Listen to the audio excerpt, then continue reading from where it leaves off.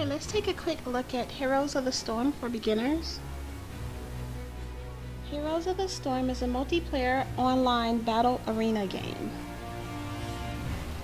Each match of the game consists of 2 teams having 5 players or heroes each. The main goal of each match is to be the first team to destroy the opposing team's core, which is located on their team base.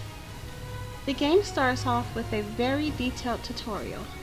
Here you will learn how to move your hero, control your abilities and traits, and also have a taste of destroying your first enemy's core. If you feel like you may need a refresher course on any of the tutorials, don't worry, you can always replay them in the future. After you've completed the tutorial, you're now free to choose a game mode and a hero to play. In order to change your hero, click on the hero and then your hero selection screen will become available. You'll notice that you'll start off with very few heroes. Don't worry, there are a few ways that you can acquire new heroes. You can purchase new heroes with real-life money, or you can purchase new heroes with in-game gold. Earn gold by completing daily quests, playing matches, and also leveling your player character. Every week, Blizzard will unlock a set of heroes that you can play for free. Playing these heroes is very important because you can then determine which heroes you're willing to pay for in the future. There are 4 types of heroes in which you can play. Warriors are heroes that can soak up a lot of damage and also do damage. They're more like your tank and your crowd control. Assassins are high damage heroes, however they have low health. Support heroes can't deal or take much damage. These particular heroes would be more your healers, so if you're going to play a support hero, be sure to team up with another hero. Last but not least, there are specialists. Specialists don't necessarily fit into any particular category. They can be used for crowd control, damage, and they also can buff. If you're new to this genre of games, you want to probably try to pick a hero that has an easy or medium difficulty level to play. In order to find out a hero's difficulty level to play, you can just hover over the hero's picture to find out their level. When choosing your hero, pay very close attention to their hero's abilities and traits. It's always a good idea to know what traits you plan to pick for your hero before starting a match. After selecting your hero, you're now ready to decide what mode of gameplay you prefer. You can find the modes of gameplay at the top of your screen. The first mode of gameplay is Training Mode. Training Mode has a reduced level of XP. However, this is the best way to learn how to play your character. You'll be playing against 5 AI opponents and your teammates will all be AI. You need to remember that you will not be able to complete quests using Training Mode. The next mode of gameplay is Versus AI. You will be competing against 5 AI opponents. For your team, you could either be yourself with other AI teammates, or you can have human teammates. Personally, I prefer to play with other people. A quick match is a normal 5 versus 5 match. Once you become level 30, you'll be ready to start playing in Hero League. This is your competitive gameplay. In order to compete in Hero League, you need to have 10 heroes.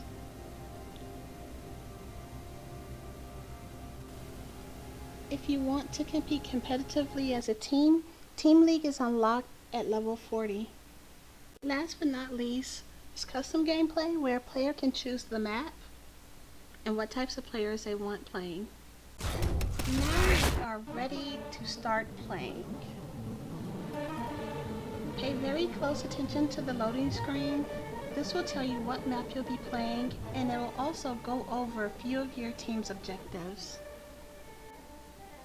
You will start the game at your team's base. If you'll notice, when you enter the match, your hero only has 4 abilities.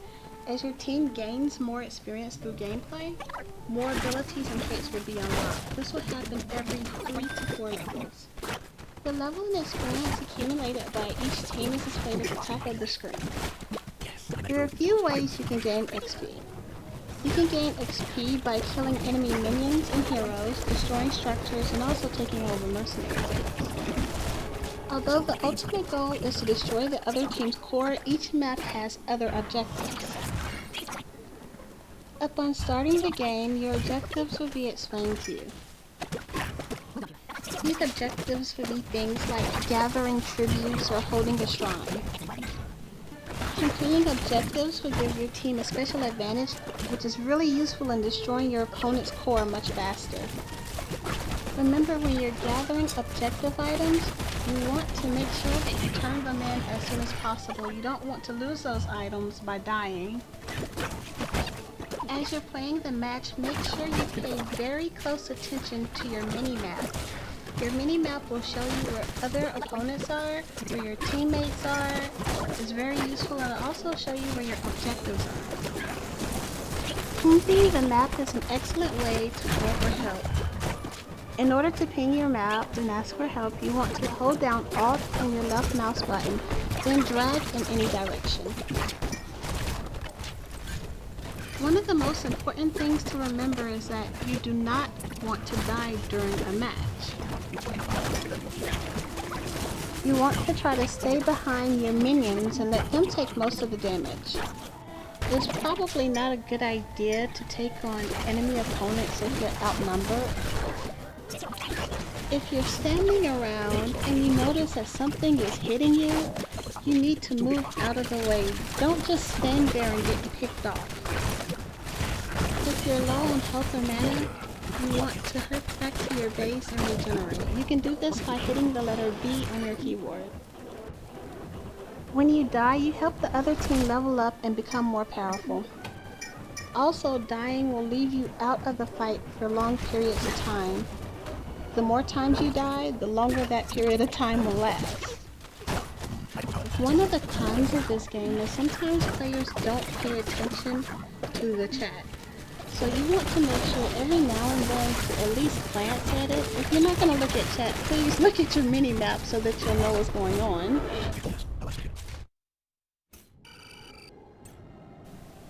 At the end of the game, you'll notice that you now have a new player level, and then you'll also have a level for your hero.